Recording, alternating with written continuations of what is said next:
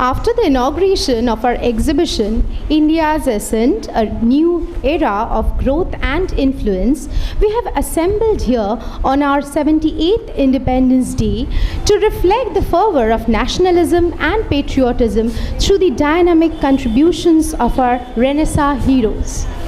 After the end of almost 2 centuries of British rule, India finally achieved her independence through violent means as well as intellectual and social reforms.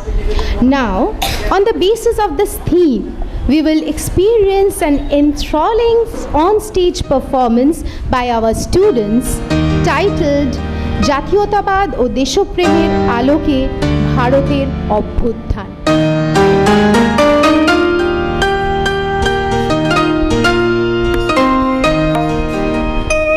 সুপ্রভাত। ৭৮তম স্বাধীনতা দিবসের পূর্ণলগ্নে আমরা Vidya Bharati girls high স্কুলের প্রাঙ্গণে একত্রিত হয়েছি ভারতবর্ষের সার্বিক উন্নতি সাধনে যে সকল মনীষীগণ আত্মোৎসর্গ করেছেন তাদের প্রতি শ্রদ্ধা জানাতে। আমাদের আজকের নিবেদন জাতীয়তাবাদ ও দেশপ্রেমের আলোকে ভারতের অভ্যুত্থান। আমাদের ভারতবর্ষ ঐতিহ্যমণ্ডিত গৌরবগাথার বিমূর্ত প্রতীক। এই ভারতের মাটিতে বিদেশি জাতির আবির্ভাব ঘটেছে বারবার, যারা দেশের মানুষদের ওপর অত্যাচার চালিয়েছে। ভারতবাসীও প্রতিবার সোচ্চার হয়েছে অন্যায়কে রুখে দিতে। অন্যায় শুধুমাত্র দেশের মানুষদের প্রতি যে করা হয়েছে তা নয়, ভারতের ধর্ম, শিক্ষা, সংস্কৃতি, ঐতিহ্য বারংবার জর্জরিত হয়েছে। তবুও সব বাধাকে অতিক্রম করে দেশের মানুষ একত্রিত হয়েছে দুষ্টের দমন ও শিষ্টের পালনের উদ্দেশ্যে। উড়েছে বিজয় পতাকা, দেশমাতৃকা গলায় পরেছেন বিজয়মালা। ভারতবাসীর কণ্ঠে ধ্বনিত হয়েছে মাতৃবন্দনা।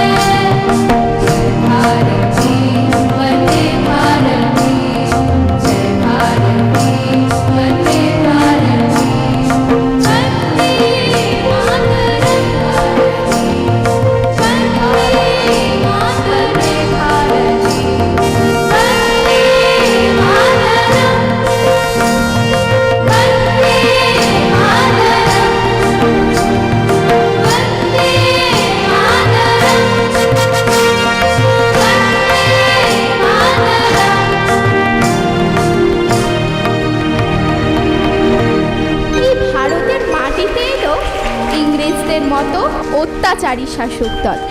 তাদের অত্যাচারের বিরুদ্ধে সর্বব্যাপী আন্দোলন ছড়িয়ে পড়ল সিপাহী বিদ্রোহের মধ্যে দিয়ে। এই ভারতবর্ষের স্বাধীনতা আন্দোলনের ইতিহাসে প্রথম বিপ্লবী নেত্রী হিসেবে চিরস্মরণীয় ব্যক্তিত্ব ঝাঁসির রানী লক্ষ্মীবাঈ। হর হর মহাদেব।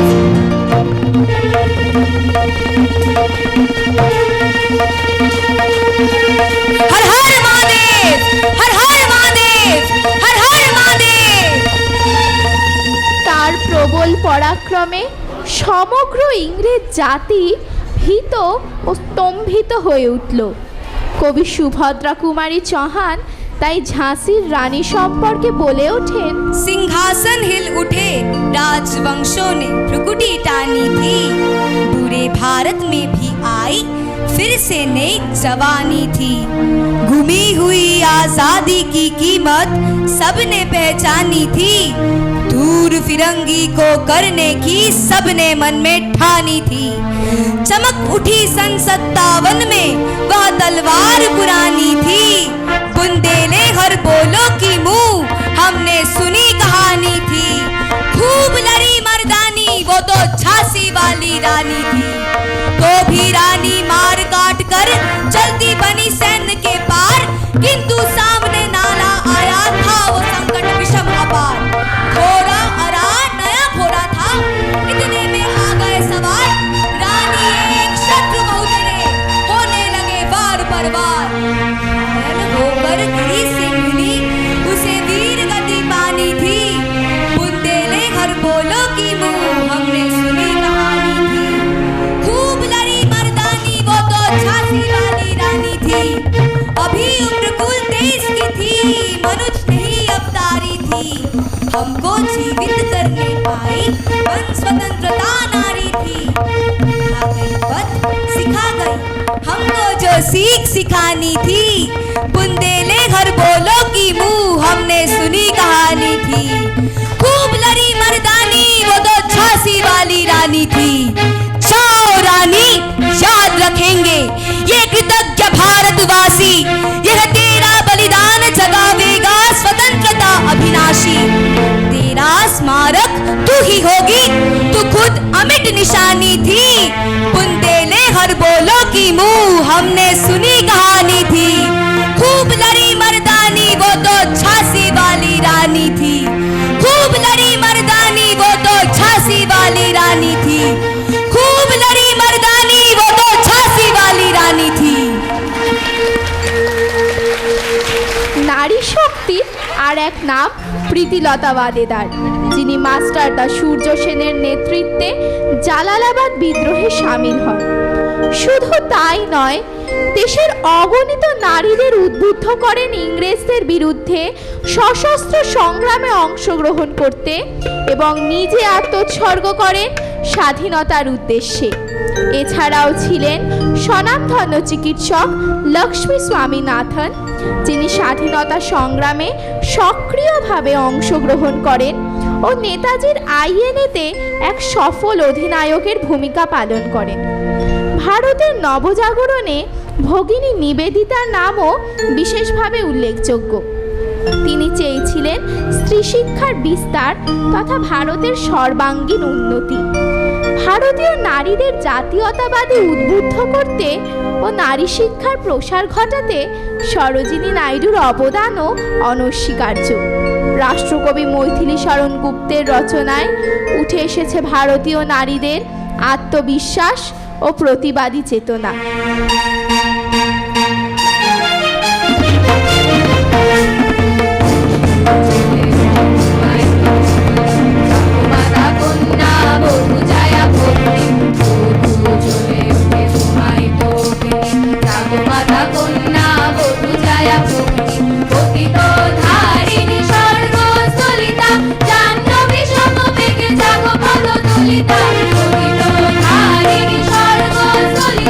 জাহ্নবী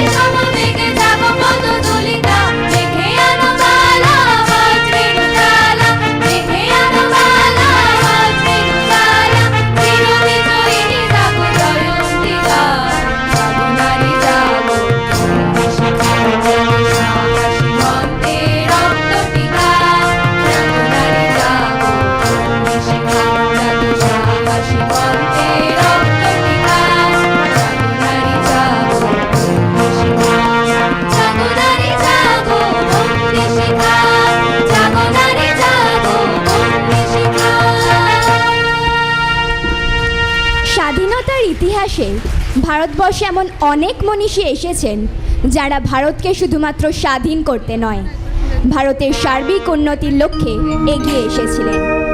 এই সকল মনীষীদের কথা বলতে গেলে প্রথমেই যাদের কথা মনে আসে তাঁরা হলেন রামমোহন, বিদ্যাসাগর, বঙ্কিমচন্দ্র, বিবেকানন্দ, ঋষি অরবিন্দ, রবীন্দ্রনাথ, গান্ধীজি প্রমুখ। বিদেশি হয়েও ভারতবর্ষকে স্বদেশ জ্ঞানে পুজো করে ভারত মাতৃকার প্রতি প্রগাঢ় প্রেম ও শ্রদ্ধা যিনি জানিয়েছিলেন, সেই ডিরোজিওর কাছে আপামর ভারতবাসী চিরকৃতজ্ঞ। তাঁর যুক্তিবাদী চিন্তাধারায় অনুপ্রাণিত হয়ে ভারতীয় যুব সমাজ জাতীয়তাবাদী আন্দোলনে সক্রিয় ভূমিকা পালন করেছিল। এই ভারতের মাটিতেই জন্মেছেন অনন্য প্রতিভা সম্পন্ন বহু ব্যক্তিত্ব, যারা ভারতবর্ষকে বিশ্বের দরবারে সব মহিমায় প্রতিষ্ঠিত করেছেন অসংখ্যবার। স্বাধীন ভারতকে গড়ে তোলার ক্ষেত্রে যাদের সশস্ত্র বিপ্লব ও অক্লান্ত পরিশ্রমের কথা চিরস্মরণীয়, তারা হলেন চট্টগ্রাম অস্ত্রাগার লুণ্ঠনের অন্যতম ব্যক্তিত্ব মাস্টারদা সূর্য সেন। বন্দে মাতরম, বন্দে মাতরম, বন্দে মাতরম। আইএনএর প্রতিষ্ঠাতা রাসবিহারী বসু। বন্দে মাতরম, বন্দে মাতরম, বন্দে মাতরম। সশস্ত্র বিপ্লবের অপর এক চিরস্মরণীয় যুবনায়ক নেতাজি সুভাষ চন্দ্র বসু।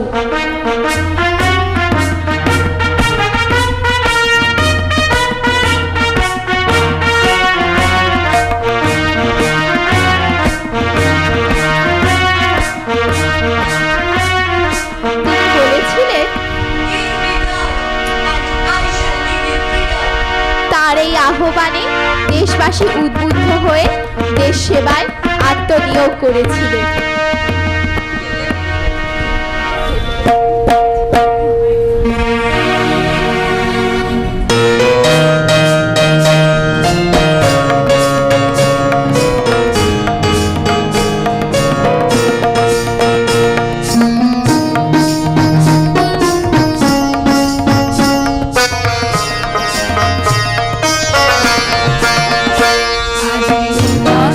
রতনে ভূষণে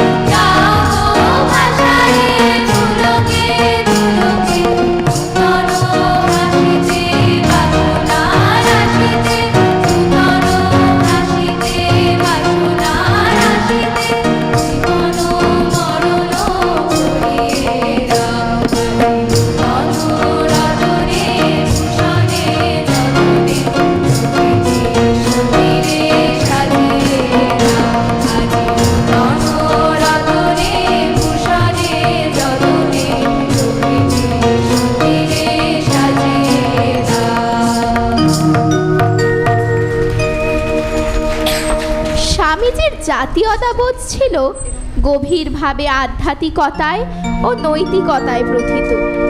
ভারতের নবজাগরণ ও দেশের প্রাচীন ঐতিহ্যের মধ্যে তিনি ছিলেন যোগসূত্র। বিবেকানন্দ বলেছিলেন, Every nation has a destiny to fulfill and a mission to accomplish. Hence, India should understand the mission of their own race. The place India should occupy in the march of nations and the role our country should play for the harmony of races.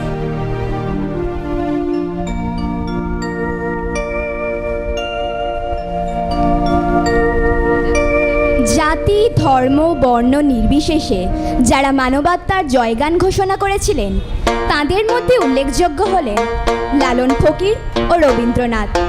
Lalon Fakir মানব প্রেমকে তাঁর বাউল গানের মাধ্যমে প্রকাশ করেছিলেন।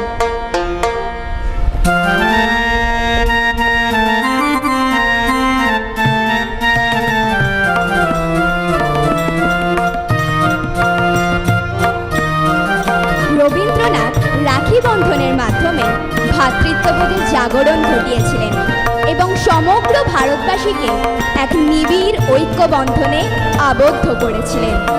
তার রচিত গীতাঞ্জলির ইংরাজি অনুবাদ ভারতবর্ষের সাহিত্য সম্ভারকে বিশ্বের দরবারে পৌঁছে দিয়েছিল। বঙ্গভঙ্গ আন্দোলনের মধ্য দিয়ে স্বদেশ প্রেমের যে স্ফুলিঙ্গ জ্বলে উঠল, তার বহিঃপ্রকাশ ঘটল বিদেশি পণ্য বর্জন, স্বদেশি বস্তু নির্মাণ ও ব্যবহারের মাধ্যমে। সামগ্রিকভাবে এর প্রতিফলন দেখা গেল চিকিৎসা ক্ষেত্রে ও শিল্পে, রসায়ন, গণিত, পদার্থবিদ্যা ও শৈল্পিক চিন্তাধারায়। স্বনামধন্য চিকিৎসক ডক্টর নীলরতন সরকার, ডক্টর রফিকউদ্দিন আহমেদ সাধারণ ভারতবাসীর জন্য গড়ে তুললেন চিকিৎসালয় এবং নিজেদের অকাতরে বিলিয়ে দিলেন দেশবাসীর সেবায়। ভারতীয় চিকিৎসা শাস্ত্রে প্রথম মহিলা চিকিৎসক হিসাবে ডক্টর কাদম্বিনী গাঙ্গুলির নাম শোনেননি এমন কেউই বোধহয় নেই। তিনি হলেন ভারতের প্রথম অনুশীলনকারী মহিলা ডাক্তার, যিনি আধুনিক মেডিসিন ডিগ্রি নিয়ে ভারতবর্ষে গবেষণা করেছেন। এছাড়া ভারতের জাতীয় কংগ্রেসের প্রথম মহিলা স্পিকার হিসাবেও তার অবদান অনস্বীকার্য।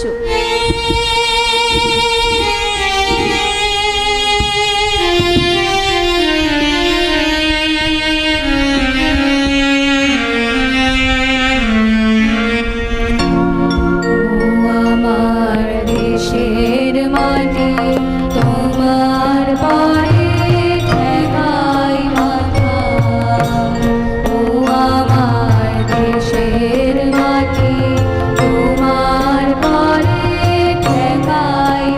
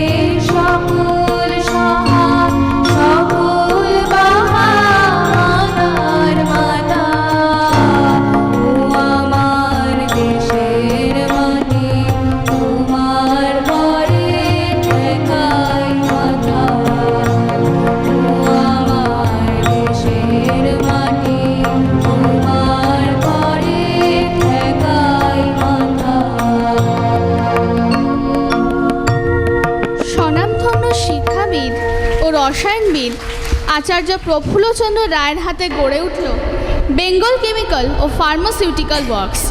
তিনি বুঝেছিলেন দেশকে প্রযুক্তিগত ও বৈজ্ঞানিক দিক থেকে সুদৃঢ় করে তুলতে গেলে সবার আগে প্রয়োজন স্বরাজ।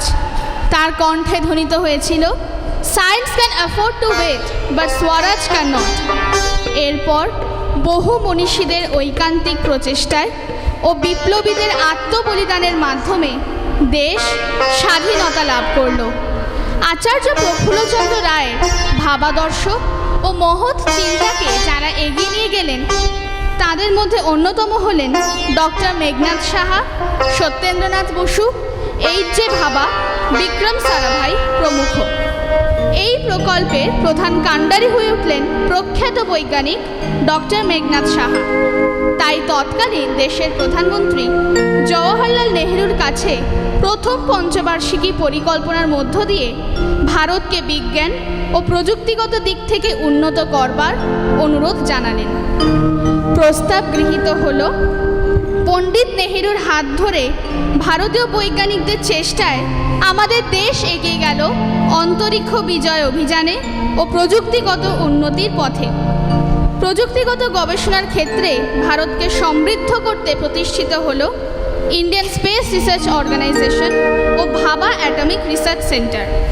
ভাবা তার এই গবেষণাগার সম্বন্ধে বলেছিলেন, A scientific institution, be it a laboratory or an academy, has to be grown with great care like a tree.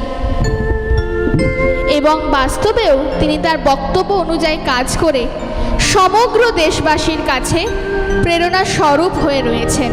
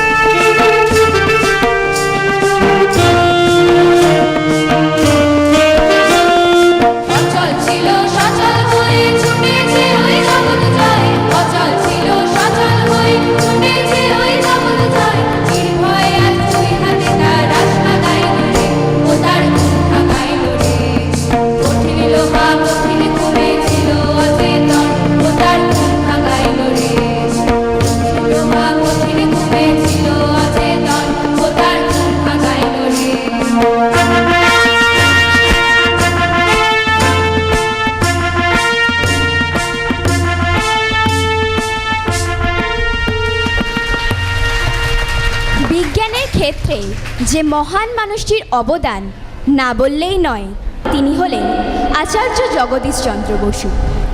Radio microwave optics নিয়ে বিজ্ঞান জগতে তাঁর গবেষণা চিরস্মরণীয়।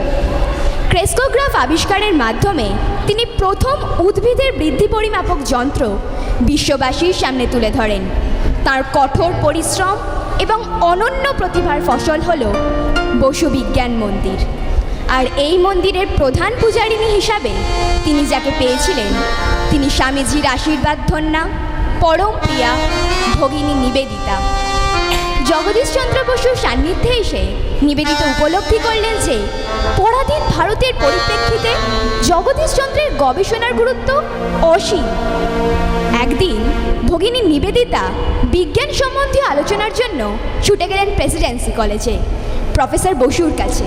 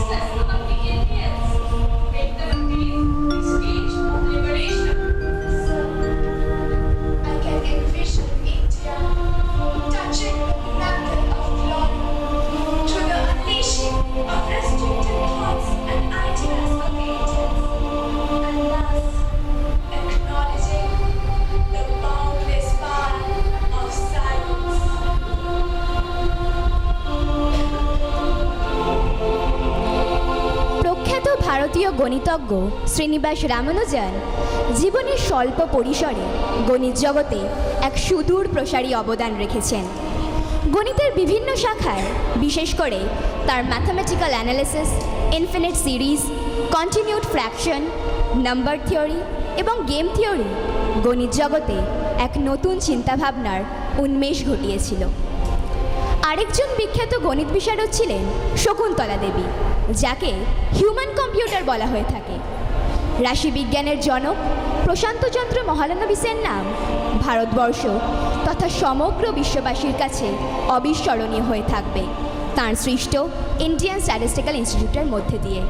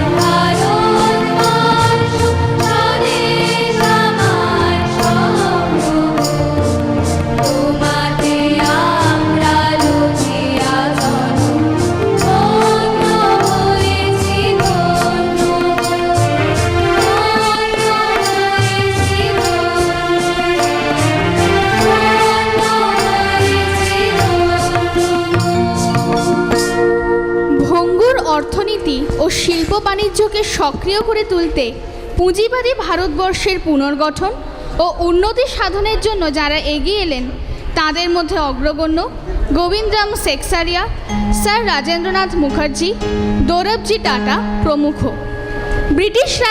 ব্রিটিশ রাজত্বে যেসব কলকারখানা বন্ধ হয়ে যাওয়ার উপক্রম হয়েছিল সেগুলি এই মহান মানুষদের হাতে নবজীবন লাভ করেছিল।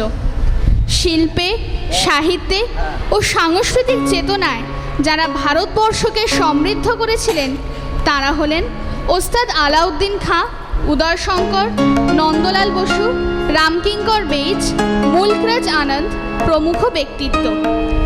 স্বাধীনোত্তর ভারতবর্ষে যে দুজন মানুষের কথা না বললেই নয় তারা হলেন সর্দার বল্লভভাই প্যাটেল এবং ভারতের সংবিধান রচয়িতা ডক্টর বি.আর. আম্বেদকর।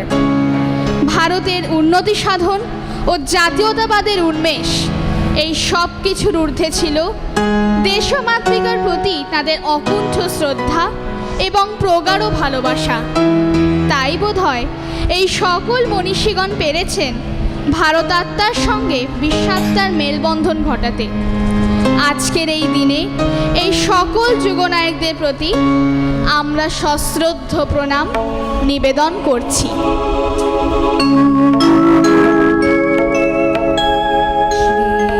वन्तु विश्वे अमृतस्य पुत्रः आयेधामानि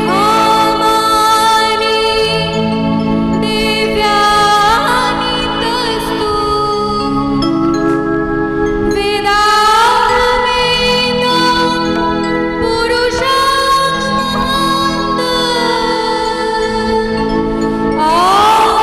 आदित्यवर्णां तमसः परस्तात् त्वमेव विदित्वते मृत्युर्मेति नान्यं पन्था विद्यते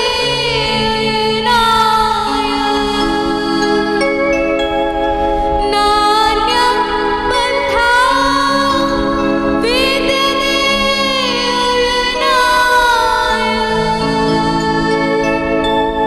नान्यं पन्था विद्यते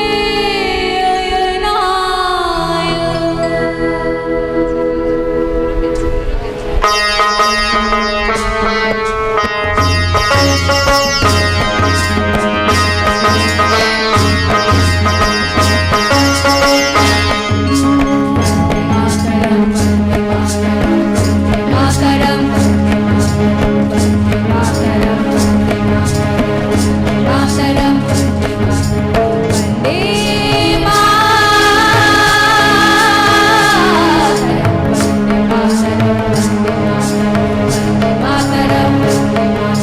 सुजलं सुफलं मलयज शस्यश्यामला मातरं वन्दे सुजलं सुफलं मलयज शस्यश्यामला मातरं वन्दे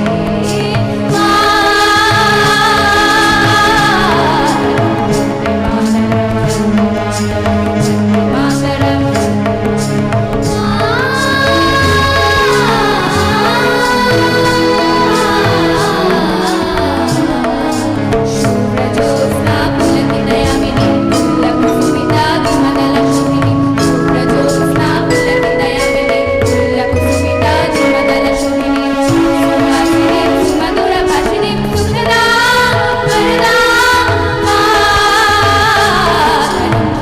मातरं